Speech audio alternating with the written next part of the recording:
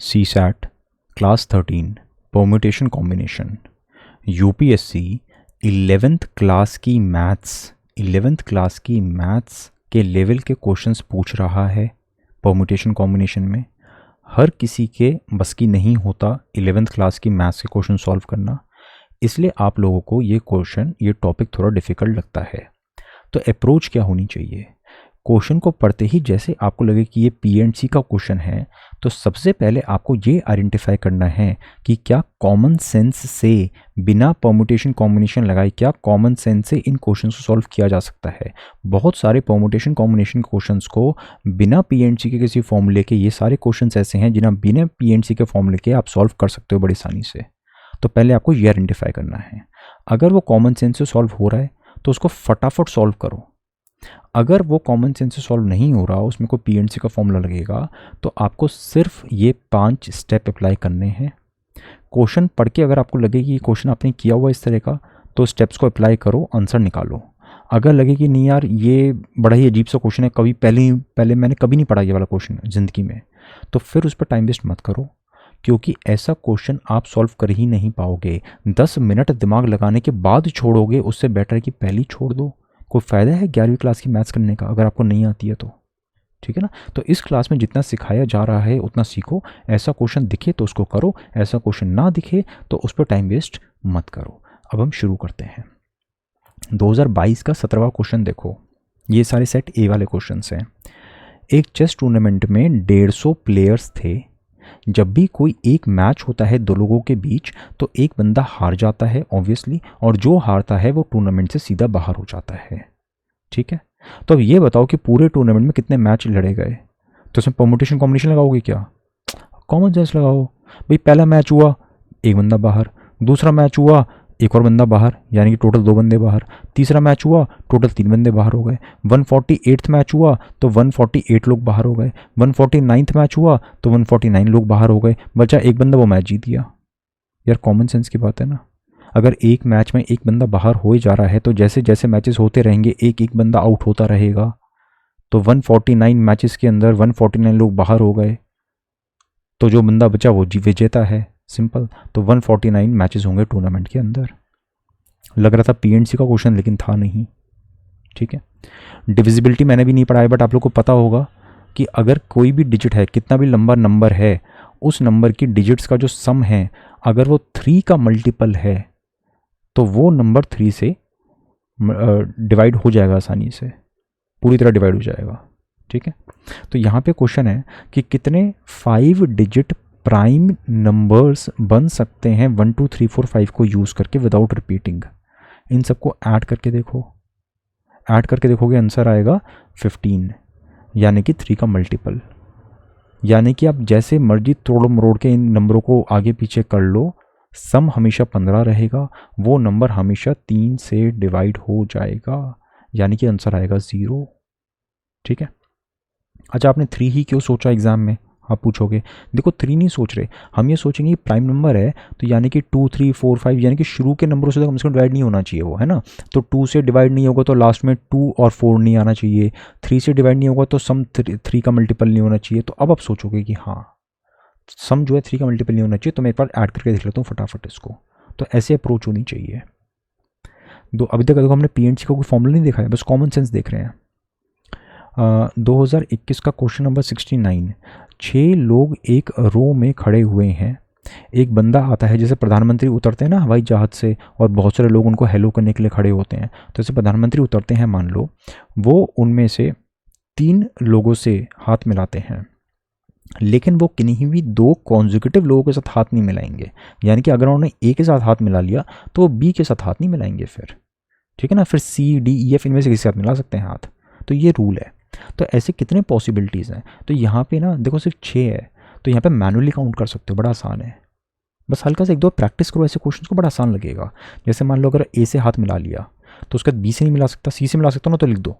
अगर सी से मिला सकते हैं तो लिख दो सी, ए सी ए सी। अब सी के बाद क्या ऑप्शन बचेगा अपने पास, डी से तो मिला नहीं सकते, तो ई या एफ। तो एक बार लिख दो ए सी ई, एक बार लिख दो ए सी एफ। होगी ना दोनों पॉसिबिलिटी पूरी हुई हमारी। ठीक है।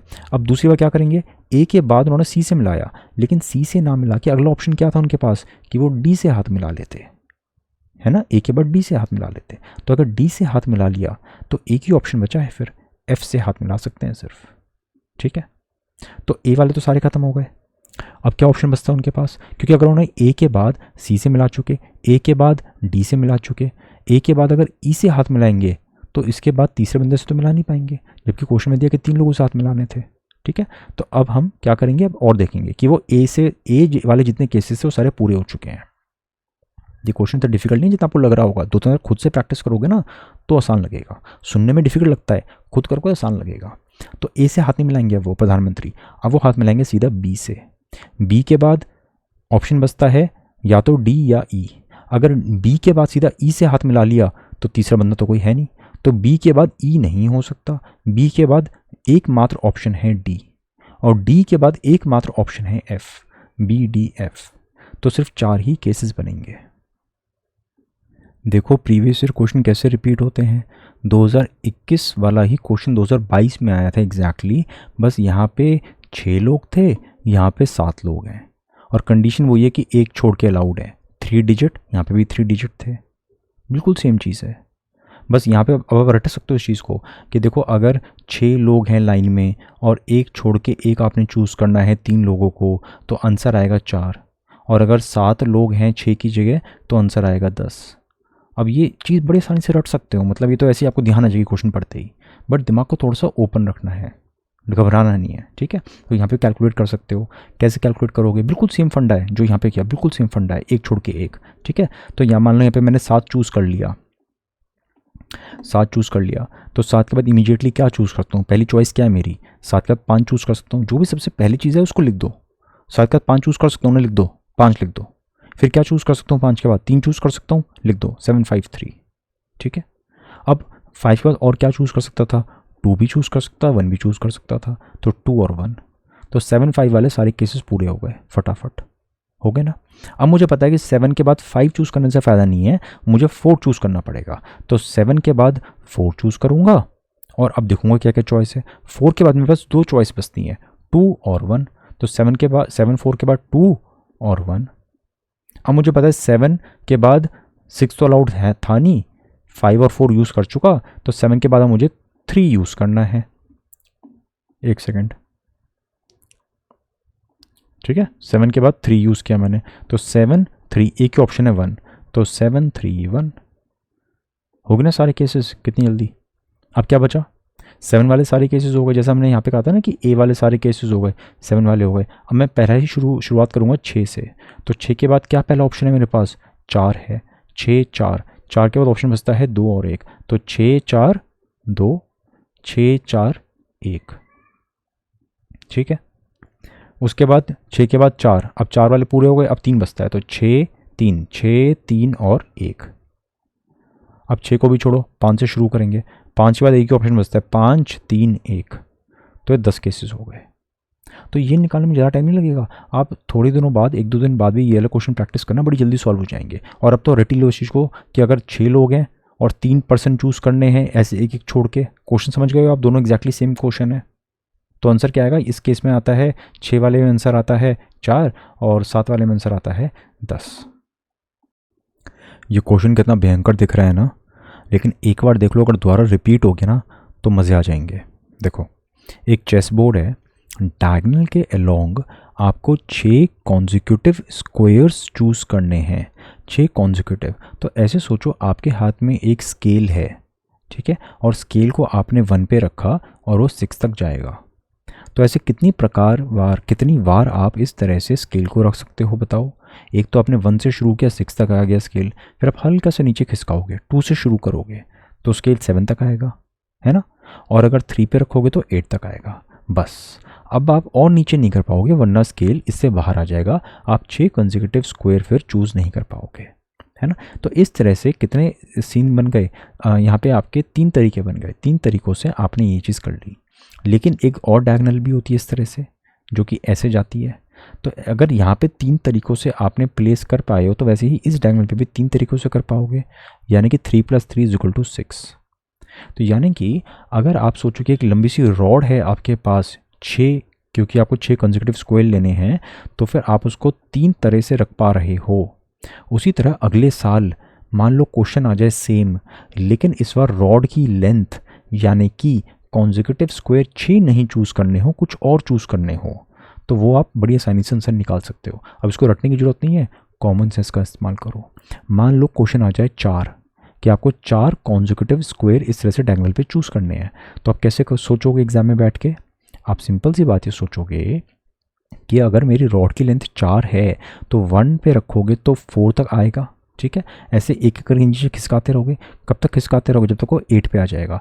यानी कि और रॉड की लेंथ कितनी है? 4 और 8 आखिरी है, तो 1 2 3 4, यानी कि अगर मैं रॉड को 5 से शुरू करता हूँ तो 5 6 7 8, तो ये 5 आखिरी नंबर होगा। तो मैंने शुरुआत करी थी 1 से, 1 2 3 4, फिर 2 3 4 5, 3 4 5 6, 4 5 7 8, इस तरह से होगा ना। तो इस तरह से जब मैं रॉड को 5 पे रख रहा हूँ तो वो मेरा आखिरी ऑप्शन है।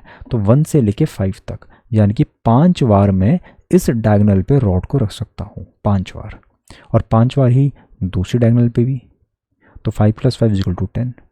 तो ऐसे कोई भी रॉड की लेंथ दी हो और डायगोनल के अलोंग कॉन्जिक्यूटिव स्क्वायर्स पूछे हो, है ना, तो आप ऐसे बड़ी आसानी से आंसर निकाल सकते हो। 2023 में यूपीएससी ने सिमिलर क्वेश्चन पूछा था, लेकिन चेस बोर्ड की जगह इस बार एक सर्कल था। एक सर्कल है जिस पे 12 पॉइंट्स हैं, आपको 10 कॉन्जिक्यूटिव पॉइंट्स चाहिए क्लॉकवाइज डायरेक्शन में। तो जैसे यहाँ पे हमने एक रॉड एज्यूम करी थी, तो सर्कल है, तो मान लो यहाँ पे आपके पास एक लंबा सा धागा है। तो आपके पास जो धागा है, आप उसको इन 12 में से किसी भी पॉइंट से शुरू कर सकते हो। लेटेस्ट से आपने पॉइंट नंबर 1 से धागे को रखना शुरू किया और आपको 10 पॉइंट मिल गए, तो 1 से लेके 10 तक आपको 10 पॉइंट मिल गए। तो ये एक तरीका हो गया पॉइंट्स को चूज़ करने का। दूसरा तरीका क्या होगा? आप धागे को पहले नंबर पे ना रख के दूसरे नंबर पे रख दो, यहाँ से शुरू करो, तो 2 से 11 तक आपको पॉइंट मिल गए, ठीक है। फिर आप इसको 3 से रख सकते हो, आपको 3 से 12 तक पॉइंट मिल गए। तो यानी कि जितने पॉइंट हैं सर्कल के ऊपर, उतने तरीकों से आप अपना आंसर निकाल सकते हो, उतने तरीकों से आप पॉइंट्स को सिलेक्ट कर सकते हो। अब यहाँ पे धागे की लेंथ मैटर नहीं करती। मान लो अगले साल यूपीएससी क्वेश्चन दे दे कि एक सर्कल है जिसके ऊपर 12 की जगह लेटेस्ट से 24 पॉइंट्स हैं, या ऐसे मान लो कि 26 पॉइंट हैं, 25 पॉइंट है, कुछ भी दे दे यूपीएससी कि फलाना पॉइंट है सर्कल के ऊपर 12 की जगह, एंड आपको 10 नहीं, लेटेस्ट से आपको 4 5 6 जो भी आपको इस तरह के पॉइंट चूज़ करने हैं कॉन्जिक्यूटिव क्लॉकवाइज डायरेक्शन में या एंटी क्लॉकवाइज डायरेक्शन में, किसी एक डायरेक्शन में। तो आंसर क्या होगा? आंसर हमेशा सेम रहेगा, यानी कि सर्कल के ऊपर जितने पॉइंट हैं वो ही आपका आंसर है। यहाँ पे सर्कल पे 12 पॉइंट हैं, तो आपका आंसर हमेशा 12 रहेगा। चाहे आपको 10 की जगह 3 कॉन्जिक्यूटिव पॉइंट चूज़ करने होते क्लॉकवाइज डायरेक्शन में, तब आप क्या करते? भाई 1 से शुरू करते, फिर 2 से शुरू करते, 3 से। तो मेथड एग्जैक्टली वही रहता, आंसर एग्जैक्टली वही रहता कि जितने पॉइंट हैं सर्कल पे उतना आपका आंसर रहेगा, ठीक है। अच्छा, एक ट्रिक क्वेश्चन पूछता हूँ आपसे। यहाँ पे होता कि 12 कंसेक्यूटिव चीज़ें चूज़ करनी है, तो आंसर क्या होता? अरे अगर 12 चीज़ें दी हैं और 12 ही चूज़ करनी है तो चॉइस थोड़ी ना है, उसमें तो एक ही तरीका हो ना चूज़ करने का ठीक है ना। तो 12 पॉइंट अगर हैं तो 12 से कम अगर कोई भी वैल्यू दी है यहाँ पे, तो आपका आंसर हमेशा 12 रहेगा, ठीक है। अगर यहाँ पे 23 पॉइंट दिए होते और आपको 4 पॉइंट चूज़ करने हैं तो भी आपका आंसर 23 रहता, ठीक है। सिंपल सा कंसेप्ट है बहुत ही। एक और क्वेश्चन देखो, मैं धीरे धीरे लेवल बढ़ा रहा हूँ क्वेश्चंस का, ठीक है, लेकिन अभी तक हमने परमुटेशन कॉम्बिनेशन में घुसे नहीं है हम। ये परमुटेशन कॉम्बिनेशन के क्वेश्चन हैं जिनको हम कॉमन सेंस से यूज़ कर सकते हैं, सॉल्व कर सकते हैं। अगर रिपीट हो जाए क्वेश्चन तो आप बिना दिमाग लड़ाए इनको सॉल्व कर लेना। एक सर्कल पे 24 पॉइंट हैं इक्वल डिस्टेंस पे, इक्विलेटरल ट्रायंगल हमने बनाया है। कितने ऐसे ट्रायंगल बना सकते हैं? क्योंकि ये सारे पॉइंट एक दूसरे से इक्वल डिस्टेंस पे हैं और इक्विलेटरल ट्रायंगल बिल्कुल सिमेट्रिकल है, उसकी तीनों साइड्स इक्वल होती हैं, इसलिए ये आपके सर्कल को 3 इक्वल पार्ट्स में डिवाइड करेगा। जैसे हमारे सर्कल में यहाँ पे 24 पॉइंट है टोटल, तो 24 का 1/3 कितना हुआ? 8। 24/3 कितना होता है? 8 होता है। तो यहाँ पे हम ये जो है 8 के पार्ट्स में, एक पार्ट हो गया सर्कल का, ये दूसरा पार्ट और ये तीसरा पार्ट। तो इस इक्विलेटरल ट्रायंगल ने इस सर्कल को 3 इक्वल पार्ट्स में डिवाइड कर दिया है। टोटल सर्कल 24 पॉइंट का था, यानी कि 8 पॉइंट इधर, 8 पॉइंट इधर, 8 पॉइंट इधर, 8 पॉइंट के 3 पार्ट्स में डिवाइड कर दिया। अब हम धीरे धीरे इस सर्कल, इस ट्रायंगल को घुमाएंगे। हमें पता करना है कितने ट्रायंगल फिट कर सकते हैं हम।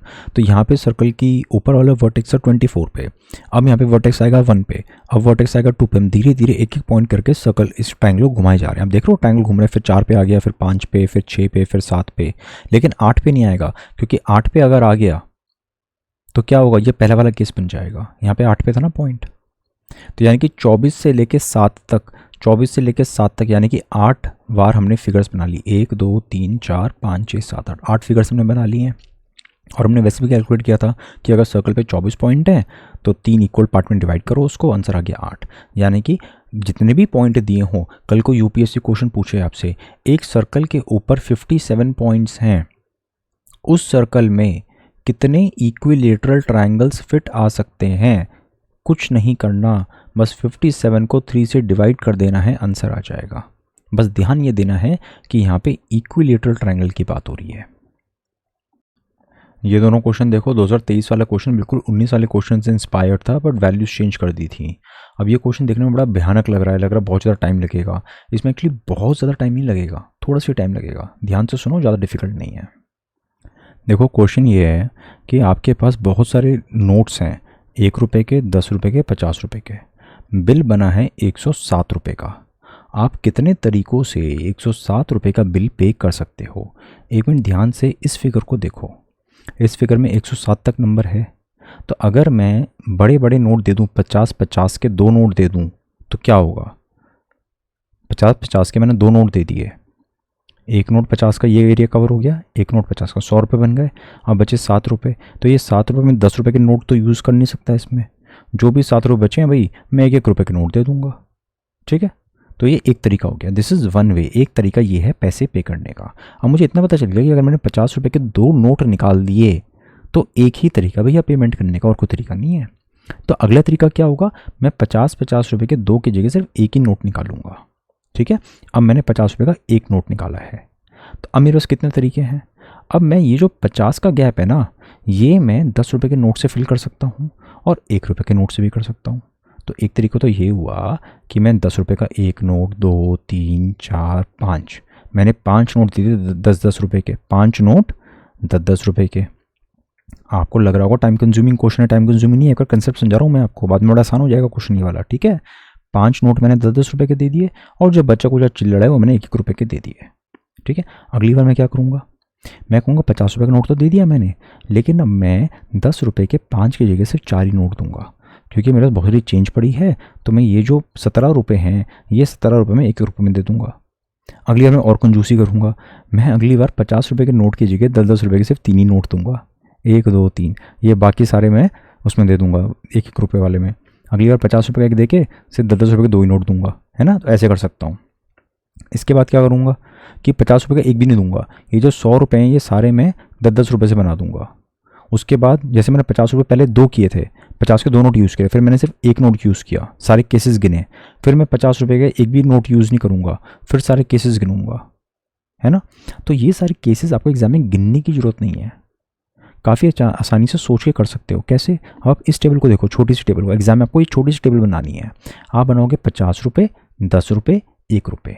अब दिमाग में सोचो हल्का सा, अगर मैंने 50 रुपये के 2 नोट यूज़ कर लिए तो 100 रुपये बन गए, तो 10 रुपये का तो कोई यूज़ नहीं करूँगा, बाकी जो भी बचेगा 1-1 रुपये का यूज़ करूँगा। अब मैं यूज़ करूँगा 50 रुपये का सिर्फ एक नोट। अगर मैंने 50 रुपये का एक नोट यूज़ कर लिया तो बचे 57, ये 57 मैं 10-10 रुपये के नोट से कितनी बार यूज़ कर सकता हूँ भाई, 57 रुपीज़ देने मैंने, अब 50 रुपये दे चुका, 57 देने हैं। तो 57 को अगर मैं 10-10 रुपये से देना चाहूँ तो कितनी बार दे सकता हूँ, या तो मैं 5 नोट यूज़ करूँगा 10 रुपये के, या 4 नोट, या 3 नोट, या 2, या 1, या 0, है ना। अब मुझे कैलकुलेशन नहीं करनी कि इससे कितने रुपए बने, बस ये सोचना मैं कितने नोट यूज़ कर सकता हूँ। 57 बैलेंस बचा है, जब मैंने 50 रुपये पे किए तो 57 रुपीज़ बैलेंस बचा है। उसमें मैं चाहूँ तो 5 नोट यूज़ कर लूँ 10 रुपये के, चाहे तो उससे कम कम कम कम कम। तो ये कम कम कम कम करते हुए ये कितने तरीके बन गए, गिनो, 0 से लेके 5, यानी कि 6 तरीके। बन गया ना 6 तरीके। ऐसे ही अगर मैं 50 रुपये का एक भी नोट यूज़ ना करूँ तो मैं 1 से लेके 100 तक कितने 10 के नोट यूज़ कर सकता हूँ? 10 नोट यूज़ कर सकता हूँ। चाहूँ तो उसे कम भी कर सकता हूँ, जो बैलेंस है एक एक रुपये में दे दूंगा। तो 10 9 8 7 6 5 4 3 2 1 0, 10 से लेकर 0 तक कितनी वैल्यू हो गई? 11। सिंपल। तो पहला तरीका ये था, 50 रुपये के नोट यूज़ करने का। एक तरीका ये था, यहाँ पे 6 तरीके थे, यहाँ पे 11 तरीके थे, टोटल बन गया 18 तरीके। समझे बात को? कितना आसान था। उल्टी गिनती गानी है सिर्फ, थोड़ा सा सोच के। 50 रुपये के 2 नोट यूज़ करे, एक तरीका। 50 रुपये का एक नोट यूज़ किया तो 6 तरीके, और एक भी यूज़ नहीं किया तो 11 तरीके। आंसर आ गया 18।